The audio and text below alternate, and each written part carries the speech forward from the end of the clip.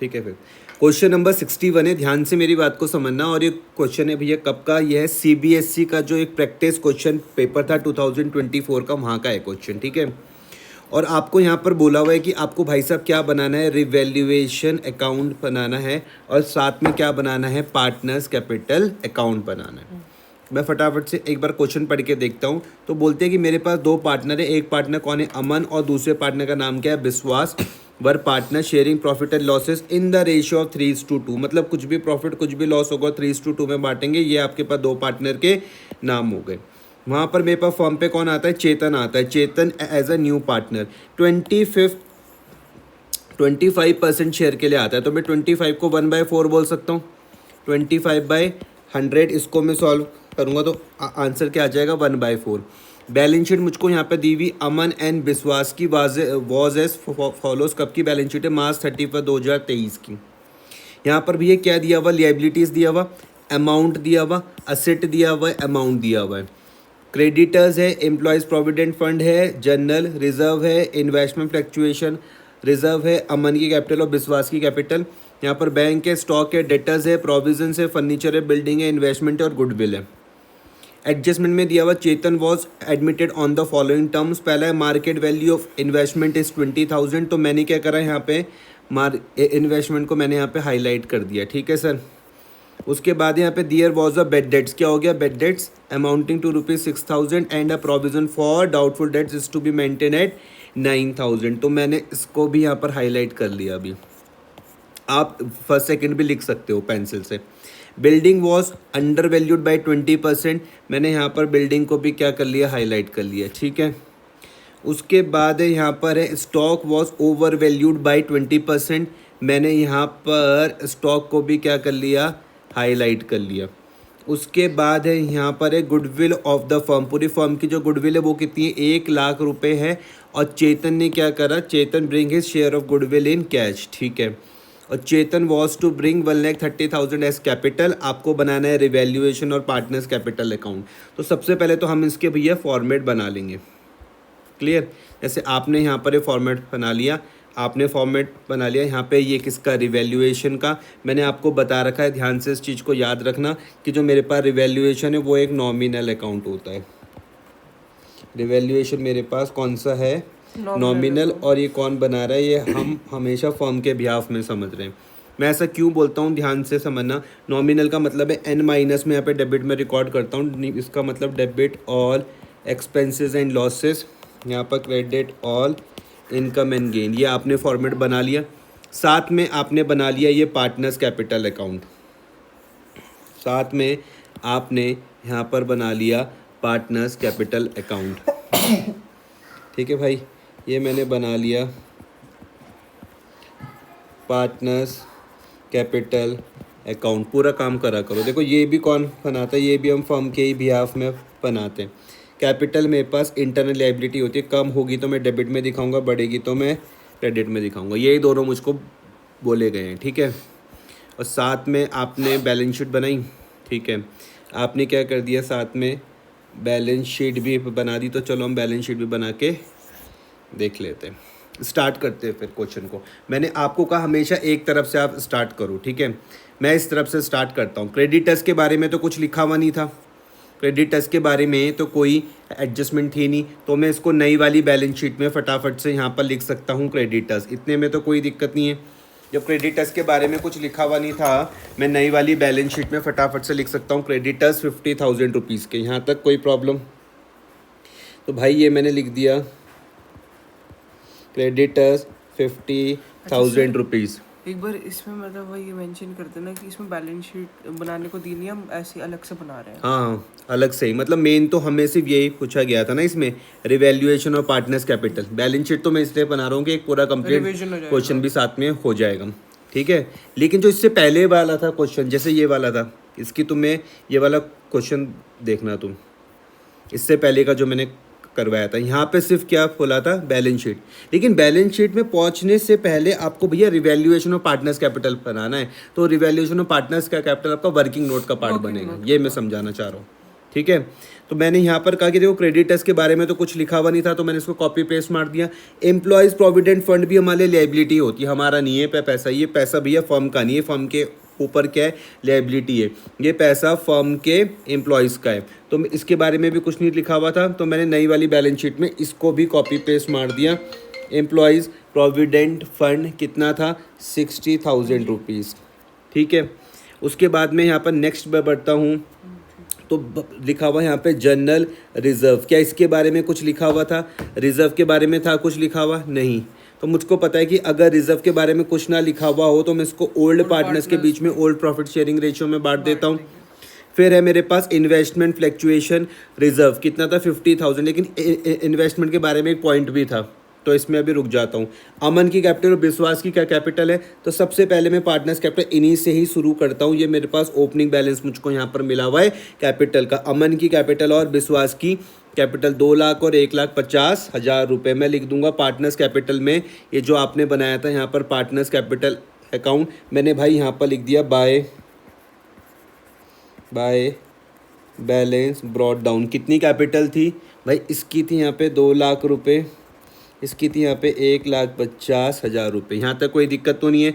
फिर इसके बाद में यहाँ पर लिख रहा हूँ बाय जनरल रिजर्व, कैलसी लो, कितना था 40,000 था, तो 40,000 को आप 3:2 पर बांट दो, क्योंकि 3:2 इनके क्या थे, रेशियो थे। इस 40,000 को आप बांट दो 3:2 में, तो कितना आ रहा है, 24,000 और 16,000। जी सर। आपने बोला भाई कि 24,000 ये आ रहा और 16,000 रुपये हमारे पास ये आ रहा है, ठीक है। तो यहाँ पे ध्यान से मेरी बात को समझना भाई, क्रेडिटर्स के बारे में कुछ नहीं था, मैंने कॉपी पेस्ट कर दिया। एम्प्लॉयज़ प्रोविडेंट फंड के बारे में नहीं था, ये भी मैंने नई वाली बैलेंस शीट में कॉपी पेस्ट कर दिया। रिजर्व्स मैंने ओल्ड पार्टनर्स के बीच में ओल्ड रेशियो में बांट दिए। इसकी अभी देखते हैं हम इसको, क्योंकि इन्वेस्टमेंट वाले पॉइंट के साथ ये लिंक होगा। और ये मैंने ओपनिंग कैपिटल लिख दी, ठीक है। मैं बात कर रहा हूँ भैया बैंक की, किसकी, बैंक की। तो देखो यहाँ पर एक पॉइंट था, ये देखो कि goodwill of the firm was valued at ₹1 lakh and Chetan bring his share of goodwill in cash. किस में लेकर आया, कैश में। तो मैं मतलब कैश या बैंक वही समझ लो, समझ रहे हो तुम बात को, तो मैं इसको बैंक में ही रिकॉर्ड कर देता हूँ। और 1,30,000 रुपये वो कैपिटल के तौर पर लेकर आया, समझ में आया। तो जब मैं लिखूँगा भैया बैंक, जब मैं नई वाली बैलेंस शीट में जा रहा हूँ और मैंने भाई यहाँ पर लिख दिया नई वाली बैलेंस शीट में बैंक, तो पहले से कितना था, पहले से था कितना, पहले से था बैंक कितना 40,000 रुपीज़, या अलग से लिख देता हूँ, चलो कैश, कोई दिक्कत नहीं है। अगर क्वेश्चन में कैश बोला हुआ तो मैं अलग से लिख देता हूँ कि Chetan bring his share of goodwill in cash. तो ये पूरी फर्म का है 1 लाख रुपये, और चेतन का शेयर क्या था 1/4 25%, तो 25,000 ये हो जाएगा और 31 ये हो जाएगा, ठीक है। तो मैं यहाँ पे लिख देता हूँ 25,000 प्लस 1,30,000, क्या हो रहा है टोटल 25 प्लस 31 सर 1,55,000। 1,55,000। यहाँ तक कोई दिक्कत तो नहीं है आपको? No sir. ठीक है। उसके बाद भाई मैं आगे बढ़ता हूँ। स्टॉक था 60,000 रुपीज़ का। तो यहाँ पर एक पॉइंट लिखा हुआ था स्टॉक के बारे में कि स्टॉक क्या हो रखा है, ओवर वैल्यूड हो रखा है, मतलब उसकी वैल्यू क्या हो रखी है, बढ़ रखी है 20% से। तो अब मुझे इसकी वैल्यू क्या करनी पड़ेगी, कम करनी पड़ेगी। तो मुझे इसको दिखाना पड़ेगा रिवैल्यूएशन में। ये आपने यहाँ पर दिखा दिया रिवैल्यूएशन में। सर इसकी वर्किंग मैंने वर्किंग नोट में लिखा रखी है। ए भगवान, क्या कर दिया तुमने, रिवैल्यूएशन में तुम नहीं सॉरी, ध्यान से इस चीज़ को समझना।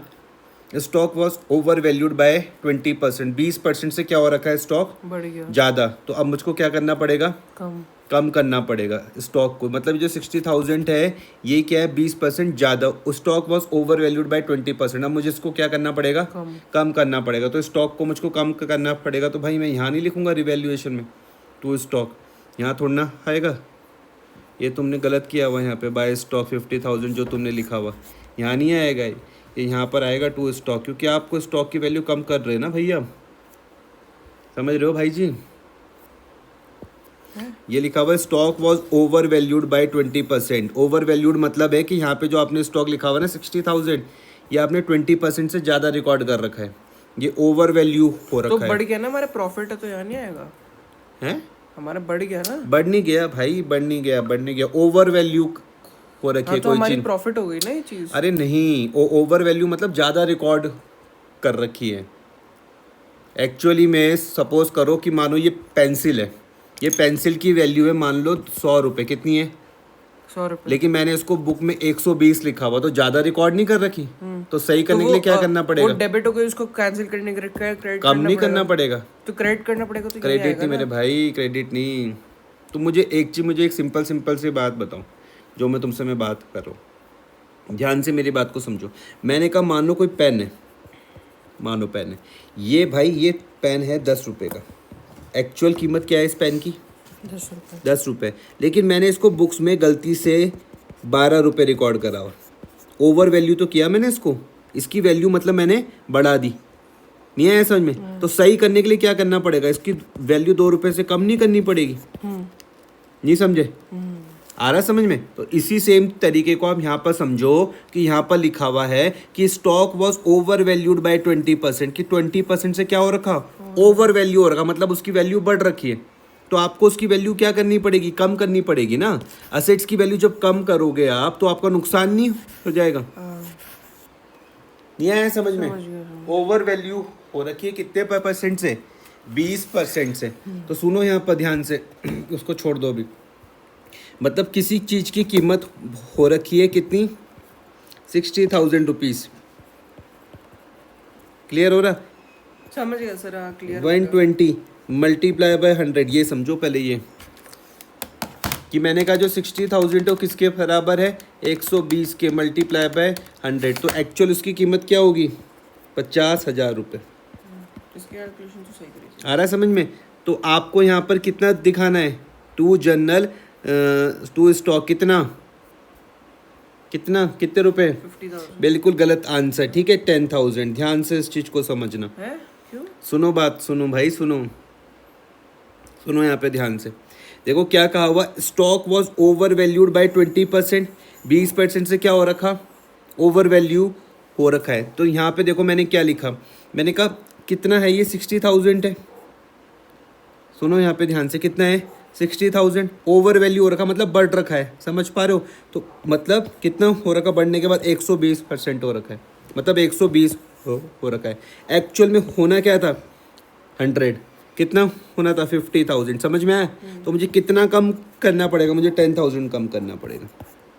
और जब मैं नई वाली बैलेंस शीट, जो मतलब जो मेरे पास जो बैलेंस शीट बन रही है, जो मेरे पास बैलेंस शीट बन रही, वहाँ पर मैं स्टॉक दिखाऊंगा कितना? 50,000 रुपीज़ का। वहाँ पर मैं स्टॉक दिखाऊंगा कितना? 50,000 रुपीज़ का। थोड़ी सी बात समझ में आ रही है? तुम कर नहीं रहे हो ढंग से। आया ये समझ में?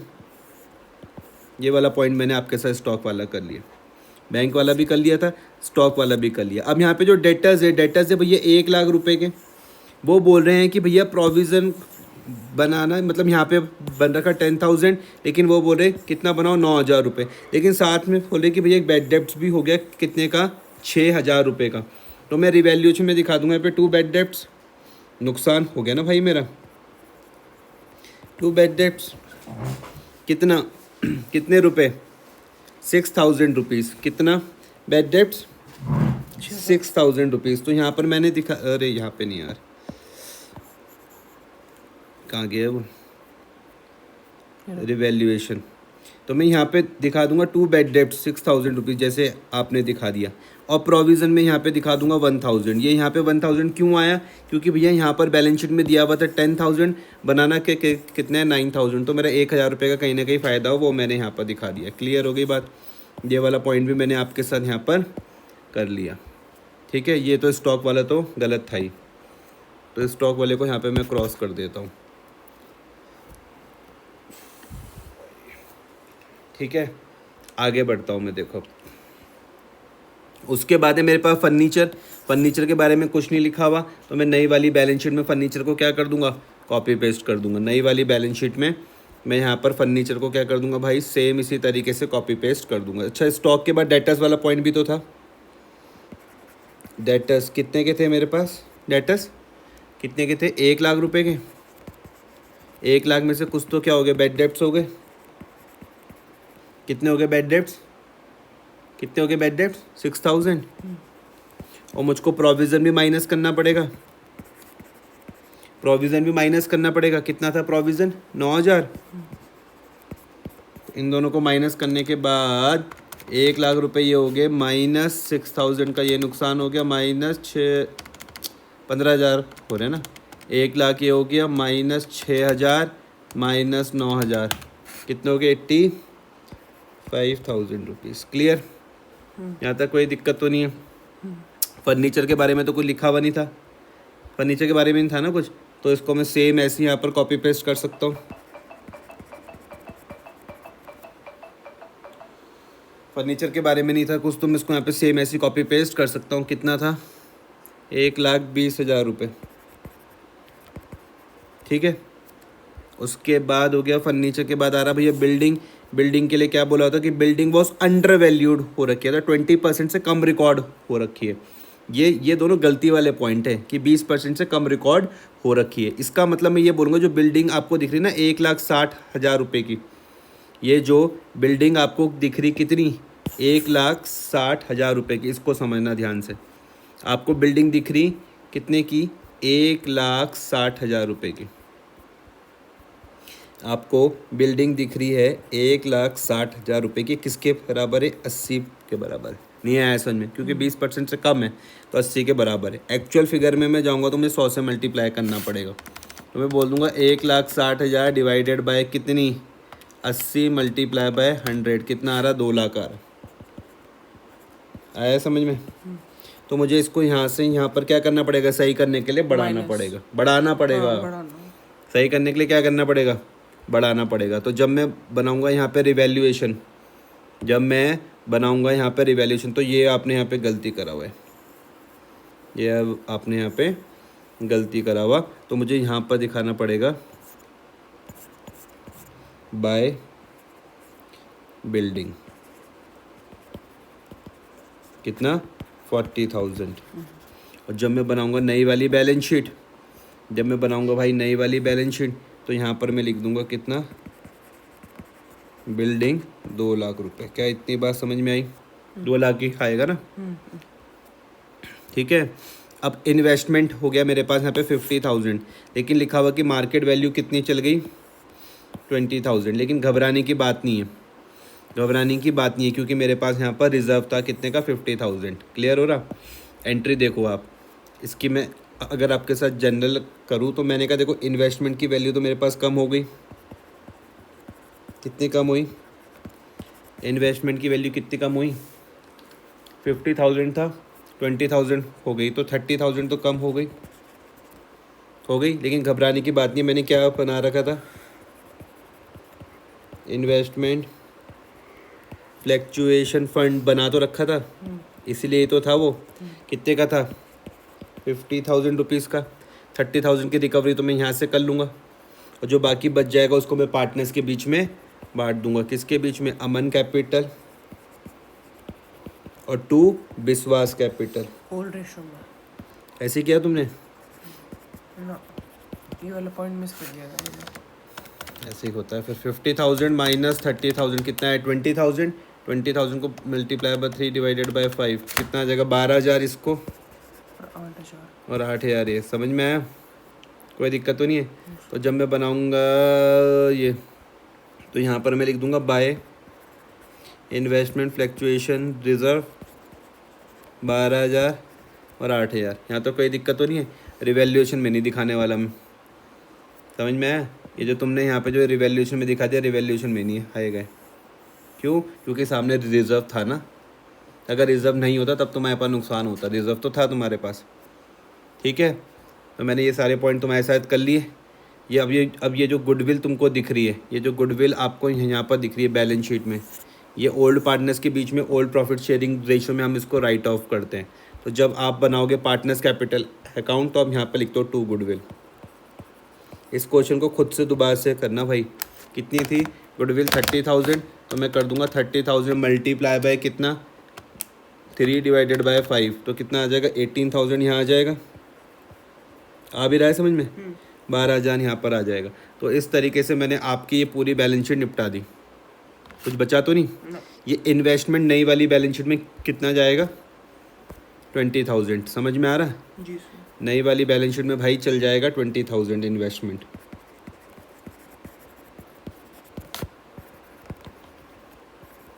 तो ये मैंने पूरी आपके साथ बैलेंस शीट कवर कर ली। क्रेडिटर्स एम्प्लॉयज़ प्रोविडेंट फंड कर लिया, रिजर्व कर लिया, इन्वेस्टमेंट फ्लक्चुएशन ये भी कर लिया, कैपिटल भी हो गई, बैंक हो गया, स्टॉक हो गया, डेटर्स हो गया, प्रोविज़न फर्नीचर बिल्डिंग का भी कर लिया, इन्वेस्टमेंट गुडविल का भी कर लिया। ये मार्केट वैल्यू वाला पॉइंट भी मैंने आपके साथ कर लिया। मार्केट वैल्यू वाला पॉइंट हो गया, सेकंड वाला भी हो गया 6,000 9,000 वाला, बिल्डिंग अंडर वैल्यूड थी ये भी हो गया, स्टॉक ओवर वैल्यूड था ये भी हो गया। पूरे फर्म की गुडविल कितनी है? 1,00,000 रुपये तो मैं चेतन का शेयर उसमें निकाल दूंगा। और चेतन 1,30,000 रुपये कैपिटल के लाया। चेतन 1,30,000 रुपये किसके लाया? कैपिटल के। तो मैं उसको यहाँ पे लिख सकता हूँ बाय कैश। ठीक है भाई, कहाँ गया आपके पास ये? यहाँ पर लिख दूंगा मैं क्या, बाय कैश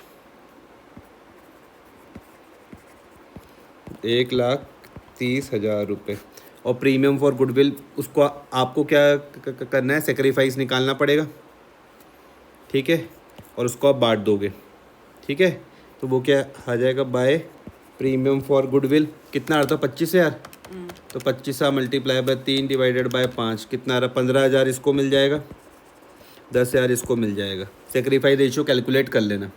ठीक है, और तो कोई पॉइंट नहीं है ना, और तो कुछ नहीं है, और तो कुछ नहीं है, बाकी तो कुछ था नहीं इसमें। आपको क्या बनाना है, रिवैल्यूएशन ऑफ पार्टनर्स कैपिटल बनाना है। तो रिवैल्यूएशन का मैं टोटल कर लेता हूँ। आपका टोटल तो पता नहीं क्या आ रहा था, एक बार मैं टोटल करके देखता हूँ। ठीक है भाई, यहाँ पर मेरे पास क्या आ रहा था, एक तो ये प्रोविज़न का 1,000 ठीक है, ये प्रोविज़न का 1,000 ठीक है। उसके बाद ये नहीं है, ये क्या है, बिल्डिंग का 40,000 ठीक है। और तो नहीं था ना कुछ? कितना था यहाँ पे, 41,000 आ रहा। और इस तरफ माइनस करने वाला क्या है, एक ये है 10,000 और एक ये है 6,000, तो माइनस 16,000। तो आंसर आ रहा 25,000 रुपये। ठीक है, तो 41,000 यहाँ पर मेरे पास आ गया, 41,000 मेरे पास यहाँ पर आ गया। अब सोचना है मुझको कि क्रेडिट वाली साइड बढ़ी है, क्रेडिट वाली साइड बढ़ी है तो मेरा प्रॉफिट आएगा, अगर ये वाली साइड बढ़ी होती तो मेरा लॉस आ रहा था। आ रहा है समझ में? तो मेरे पास क्या आ जाएगा यहाँ पे, टू प्रॉफिट ट्रांसफ़र टू, मैं लिख दूंगा यहाँ पर टू प्रॉफिट ट्रांसफ़र टू। क्या क्या नाम थे भाई उनके, अमन कैपिटल और विश्वास कैपिटल। फिर से करना, साफ साफ काम करना भाई, समझ समझ के, 3:2 पर। ठीक है, कितना आ रहा था, 25,000। तो मैं कर दूंगा 25,000 मल्टीप्लाई बाय 3 डिवाइडेड बाय 5, तो यहाँ पे आ जाएगा कितना, 15,000 रुपये। ये कितना आ जाएगा, 10,000 रुपये। ठीक है, अब ये जो प्रॉफिट है तो भैया पार्टनर्स की कैपिटल को तो बढ़ाएगा, इसलिए मैं यहाँ पे लिख दूंगा बाय रिवैल्यूएशन 15,000 10,000। और तो कुछ नहीं था ना पॉइंट, बस इसको मैं यहाँ पे क्लोज कर देता हूँ। जो साइड बड़ी मैं उसको यहाँ पे दोनों तरफ लिख दूँ।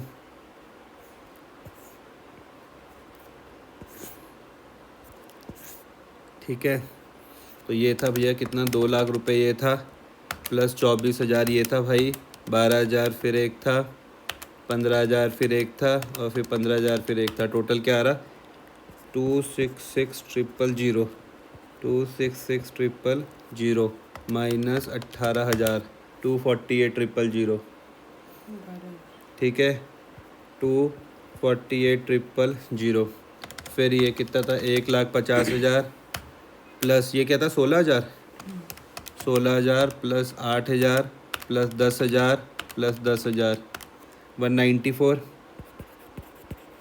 194,000 194,000 माइनस 12,000 कितना आ रहा, 182,000। ठीक है भाई, और इसका क्या था, 1,30,000 रुपये, 1,30 यहाँ पर भी आ जाएगा और 1,30 आपका यहाँ पर भी आ जाएगा। इसको मैं बोलता हूँ टू बैलेंस कैरी डाउन, ये मेरे पास क्लोजिंग बैलेंस हो जाएगा। ठीक है, 224,800 ये पूरा टोटल। अब आप इसको लेके चल जाओगे नई वाली बैलेंस शीट पर, पूरा आपको क्वेश्चन करना दोबारा से। कैपिटल किस किस की भाई, अमन की, किसकी, विश्वास की, तीसरा पार्टनर का नाम क्या है, चेतन। चेतन, तो भाई इनकी कैपिटल इसकी कितनी आ रही थी मेरी अभी 248, इसकी क्या आ रही थी मेरी 182 ही थी, और इसकी क्या आ रही थी 1,30,000, 182 ही थी ना।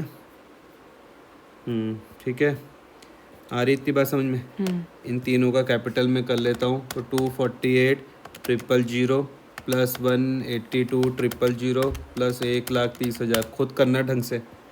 5,60,000 ये हो गए, प्लस 50,000 ये हो गया भाई, 60,000 ये हो गया। तो बैलेंस शीट आ रही 6,70,000 रुपये। इसको भी टोटल कर लेता हूँ मैं। ये था 40,000 plus 1,55,000 plus 50,000 plus 85,000 plus 1,20,000 plus 2,40,000 plus 1,55,000 plus 50,000 plus 85,000 plus 1,20,000 plus 2,00,000 plus 20,000, 6,70,000। समझ में आया। तो जब आपकी जब ये बैलेंस शीट मैच हो जाएगी तब आपको मिलने वाली है खुशी। ठीक है सर, कोई दिक्कत तो नहीं है। होमवर्क है, क्वेश्चन नंबर 59 तो मैंने करवा दिया, तुम फिर से खुद करोगे। 60 और 61 मैंने सब करवा दी, लेकिन आपको खुद करने हैं। ठीक है।